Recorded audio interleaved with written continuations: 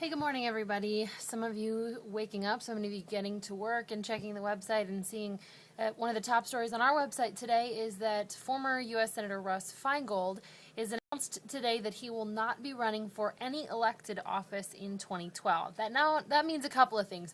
One of them is obviously he had been considered one of the Democratic front runners for the U.S. Senate race. First, you can see this is on his website today, a message from Russ. This is from Progressives United, his website.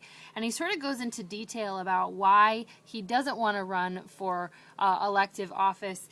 He, as we said, had been one of the front runners for the U.S. Senate, but is saying today that instead of doing that, he wants to continue to be a professor at Marquette Law School, work on a book that he said is coming out or due to his publisher next February. So he says he has a lot of work to do, and over the last 8 months that he's not been in elected office, that he's, as he says, had an opportunity to look at things from a different perspective. So that means a few things. First of all, it is mentioned, obviously, and Tammy Baldwin has made no secret of it, that she's very interested in this seat. So presumably now that Feingold will not be running, she will make an announcement in the near future that she will be running. Now, who else will be on that slate? There's been some other sort of rumored names.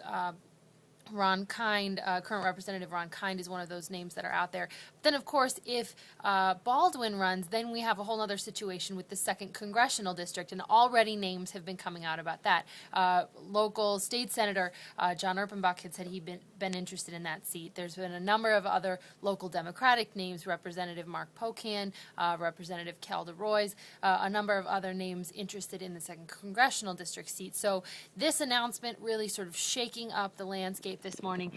You can go read much more of it on the Progressives United website, but he said one of the things that a lot of people had thought he may go ahead and do this was because at the end of his election night speech when he lost last November, he said that it was on to 2012. He sort of explains that and says that he was specifically talking about the need, as he sees it, to re-elect President Obama, but says that he wants to stay a private citizen at this time. Now, this also, beyond the Senate race, does also have impacts on the governor's race. As there's been discussed, a recall of Governor Walker he's been strongly discussed as a candidate for governor as well, and clearly won't be doing that either, as he says he will not seek elective office in 2012.